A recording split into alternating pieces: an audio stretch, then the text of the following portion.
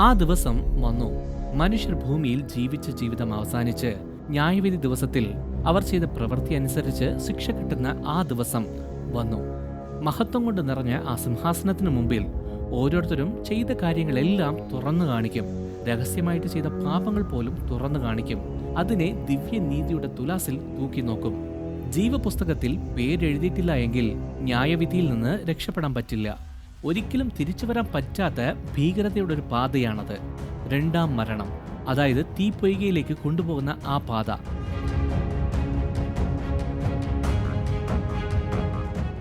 പിന്നെ സഹസ്രാബ്ദങ്ങളായി നിലനിന്നിരുന്ന നിശബ്ദത തകർന്നുപോയി. എല്ലാവരും കേൾക്കുന്ന രീതിയിൽ ഒരു വലിയ ശബ്ദം കാതുകളിൽ മുഴങ്ങി. കാഹളത്തിന്റെ മഹത്വമുള്ള ശബ്ദം. അന്ത്യ ന്യായവിധിക്ക് വേണ്ടിയുള്ള ആഹ്വാനമാണത്. നിശബ്ദമായ മരുഭൂമി മുതൽ സമുദ്രത്തിന്റെ മറക്കപ്പെട്ട ആഴങ്ങൾ പോലും സൃഷ്ടി അതിന്റെ സൃഷ്ടാവിന് ഉത്തരം നൽകി. ബൈബിൾ പറയുന്നത് പോലെ സമുദ്രം അതിലുള്ള മരിച്ചവരെ വിട്ടുകൊടുത്തു. യുദ്ധകളത്തിൽ നിന്നും, രാജാക്കന്മാരുടെ ശവകുടീരങ്ങളിൽ നിന്നും, സാധാരണക്കാരുടെ ശ്മശാനങ്ങളിൽ നിന്നും എല്ലാവരും എഴുന്നേറ്റ് വന്നു. ഇനി അവർ നാവികരോ പട്ടാളക്കാരോ ഈജിപ്തുകാരോ അല്ല. അവരിനി ന്യായവിധിക്ക് വേണ്ടി വിളിക്കപ്പെട്ട ആത്മാക്കൾ മാത്രമാണ്. മരണവും നരകവും, അതായത് ഇതുവരെ മരിച്ചവരെ പിടിച്ചിരുന്ന 2 ജയിലർമാർ, ഇനി അവർക്ക് അവിടെ തടവിലായിരുന്ന ആരെയും പിടിച്ചു നിർത്താൻ കഴിയില്ല. ലോകത്തിന്റെ എല്ലാ കോണുകളിൽ നിന്നും, എല്ലാ യുഗങ്ങളിൽ നിന്നും ആത്മാക്കളുടെ ഒരു ഭയങ്കര പ്രവാഹമുണ്ടായി.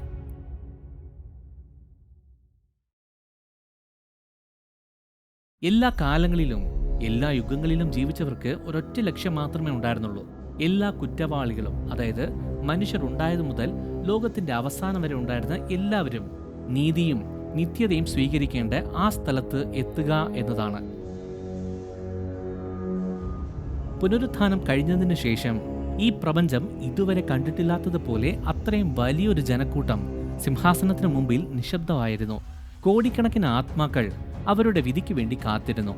പക്ഷേ അവർ മാത്രമല്ല, ചങ്ങലയിൽ ബന്ധിക്കപ്പെട്ട് ഒരു സമയത്ത് പ്രകാശമായിരുന്നവർ പോലും, അതായത് വീണുപോയ ദൂതന്മാർ പോലും തങ്ങളുടെ ഭയാനകമായ ന്യായവിധിക്ക് വേണ്ടി കാത്തിരുന്നു.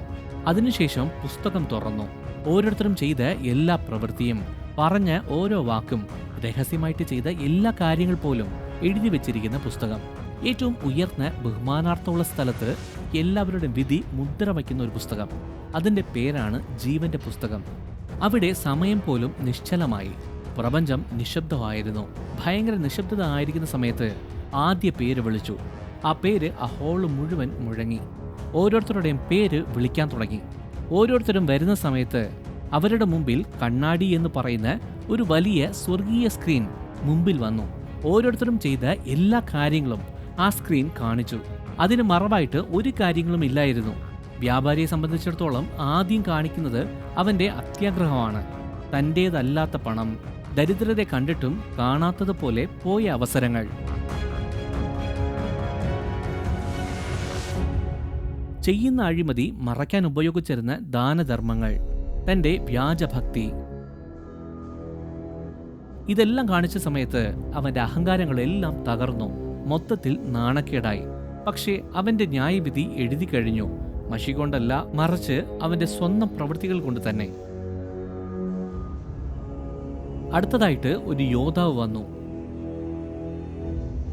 അവന്റെ സാക്ഷ്യം പണത്തെക്കുറിച്ചുള്ളതല്ല, ജീവിതങ്ങളെക്കുറിച്ചുള്ളതായിരുന്നു. ഒരു ദയയും ദാക്ഷിണ്യവും ഇല്ലാതെ കൊന്നൊടുക്കിയ അവന്റെ അഹങ്കാരവും സ്വന്തം വീടിനുള്ളിൽ ചെയ്ത അതിക്രൂരമായ കാര്യങ്ങളും ആ സ്ക്രീനിൽ കാണിച്ചു കൊടുത്തു. യഥാർത്ഥ ശക്തി ഒരിക്കലും അവന്റെ വാളിലല്ല എന്ന് അയാൾ മനസ്സിലാക്കിയപ്പോൾ അവന്റെ അഹങ്കാരം നാണക്കേടായി മാറി. അതൊരു ഭാരമായി മാറി. പിന്നെ ഞാൻ നീതിമാനാണ് എന്ന് പറയുന്ന ഒരു വ്യക്തി വന്നു. സ്ക്രീൻ ആദ്യം അവൾ ചെയ്ത നല്ല കാര്യങ്ങളൊക്കെ, അതായത് ലോകം കൈയടിച്ച കാര്യങ്ങളെല്ലാം കാണിച്ചു കൊടുത്തു. എന്നാൽ അതിനുശേഷം അതിനകത്ത് ഒളിഞ്ഞിരിക്കുന്ന വിഷം വെളിപ്പെടുത്തി.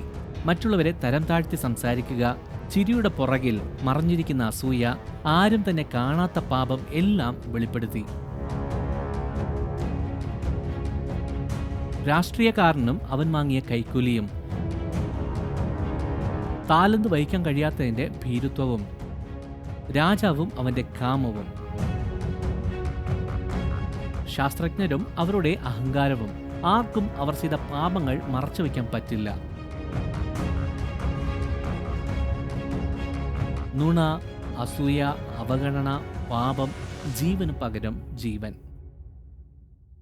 എല്ലാ സാക്ഷ്യവും കാണിച്ച ശേഷം പുസ്തകം അടച്ചു. പ്രതിരോധിക്കാനുള്ള സമയം കഴിഞ്ഞു.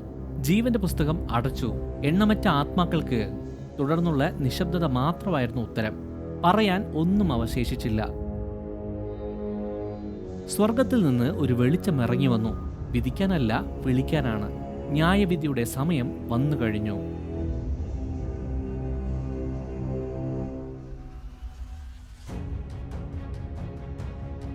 പിന്നെ എല്ലാവരെയും ഒരു സ്ഥലത്തേക്ക് കൊണ്ടുപോയി. ദൂതന്മാരുടെ അകമ്പടിയോടെ നഷ്ടപ്പെട്ട ആത്മാക്കളുടെ ഒരു ഘോഷയാത്ര. ബൈബിളിൽ നേരത്തെ തന്നെ പറഞ്ഞിരിക്കുന്ന ഒരു ന്യായവിധിയിലേക്ക് നടന്നു നീങ്ങി.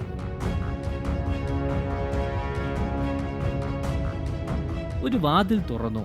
തീയും ഇരുട്ടുമുള്ള ഒരു സ്ഥലത്തേക്കുള്ള വാതിലാണത്. അതായത് രണ്ടാമത്തെ മരണം. ആരും എതിർത്ത് പോരാടുന്നില്ല, ധിക്കാരവും കാണിക്കുന്നില്ല. എന്തു ചെയ്തോ അതിന്റെ ഫലമാണ് എന്ന് എല്ലാവർക്കും അറിയാം. അവരെ ഓരോരുത്തരായി ഇരുട്ടിലേക്ക് കൊണ്ടുപോയി തള്ളിയിട്ട് വാതിലടച്ചു. അങ്ങനെ നീതി നടപ്പിലായി. മനുഷ്യർക്കുള്ള ന്യായവിധി കൊടുത്തതിനു ശേഷം സ്വർഗം പഴയ ഇരുട്ടിലേക്ക് തിരിഞ്ഞു. സ്വന്തം ഇഷ്ടപ്രകാരം തങ്ങളുടെ മഹത്വം ഉപേക്ഷിച്ചു കളഞ്ഞ ദൂതന്മാരെ ഇരുട്ടിലിട്ടിരുന്ന ചങ്ങലകൾ മാറ്റി ന്യായവിധി കൊടുക്കാനായിട്ട് വെളിച്ചത്തിലേക്ക് കൊണ്ടുവന്നു. അവർ എന്തൊക്കെ തെറ്റ് ചെയ്തു എന്ന് എഴുതി വയ്ക്കുന്ന പുസ്തകങ്ങളൊന്നുമില്ല. അവർ ചെയ്യുന്നതെല്ലാം പാപമാണ്. ദിവ്യ സത്യത്തിന്റെ ശുദ്ധമായ വെളിച്ചം അവരുടെ മേൽ വീണ സമയത്ത് അവർ എത്രത്തോളം ആഴമായ ഒരു കുഴിയിലാണ് കിടക്കുന്നത് എന്നവർക്ക് മനസ്സിലായി. ന്യായവിധി കൽപ്പിച്ചു. മഹത്വം ആംഗ്യം കാണിക്കുന്നത് പോലെയായിരുന്നു അത്. സങ്കല്പിക്കാനാവാത്ത അത്ര വലിയ ഭീകരമായ വിധി മുദ്രകുത്തുന്ന ഒരു നിശബ്ദ കൽപ്പനയായിരുന്നു അത്. അവർ കലാപകാരികളായിട്ടല്ല, മറിച്ച് സ്വയം വഞ്ചിക്കപ്പെട്ട തടവുകാരെ പോലെ ദൈവത്തിന്റെ മഹത്വമുള്ള സന്നിധിയിൽ നിന്ന് മടങ്ങി. മനുഷ്യരാശിയെ വിഴുങ്ങിയ അതേ വാതിൽ പിന്നെയും അവരുടെ യജമാനന്മാർക്ക് വേണ്ടി തുറന്നു. ഒരിക്കലും പ്രതിരോധിക്കാൻ കഴിയാത്ത ഒരു ശക്തി കൊണ്ട് അവരെ നിത്യാഗ്നിയിലേക്ക് എറിഞ്ഞു കളഞ്ഞു. യുഗങ്ങൾക്ക് മുമ്പ് ആരംഭിച്ച് എന്നാൽ ഇപ്പോ എന്നേക്കുമായി അവസാനിച്ച ഒരു കലാപത്തിന്റെ അവസാനമായിരുന്നു അത്. എല്ലാ കലാപകാരികളും വിധിക്കപ്പെട്ട ശേഷം ബാക്കി അന്തിമ ശത്രുക്കൾ മാത്രമേ ഉണ്ടായിരുന്നുള്ളൂ. ജീവികളല്ല, മറിച്ച് സൃഷ്ടിയെ വേട്ടയാടിയ നിഴലുകളാണത്. അങ്ങനെ മരണവും നരകവും, അതായത് ആത്മാക്കളുടെ തടവറ, നശിപ്പിക്കപ്പെടാനായിട്ട് മുമ്പിലേക്ക് വന്നു. അവർക്ക് ഒരു വിചാരണയും ഉണ്ടായില്ല. അവർക്ക് ഒരു കൽപ്പന കൊടുത്തു. യുഗങ്ങളായി അവർക്ക് അനുവദിച്ചിരുന്ന അധികാരം ഒരു നിമിഷം കൊണ്ട് റദ്ദാക്കി. സമ്പൂർണ്ണ അധികാരം ഉണ്ടായിരുന്ന ആ പുരാതന ജയിലർമാരെ അവരുടെ സ്വന്തം ഇരുട്ടിന്റെ തടവുകാരായി കൊണ്ടുപോയി. അവരെ തീപ്പൊയ്കയിലേക്ക് എറിഞ്ഞു. മരണം തന്നെ മരണത്തെ വിഴുങ്ങുന്ന രണ്ടാമത്തെ മരണം. വേദന, പാപം, അങ്ങനെ എല്ലാം അവസാനം നശിപ്പിക്കപ്പെട്ടു. ന്യായവിധി പൂർത്തിയായി. ഭൂമിയുടെ ചാരത്തിൽ നിന്ന് ഒരു പുതിയ തുടക്കം ആരംഭിച്ചു. പുതിയ ആകാശം, പുതിയ ഭൂമി. ഇവിടെ ഇനി മരണം ഉണ്ടാകില്ല.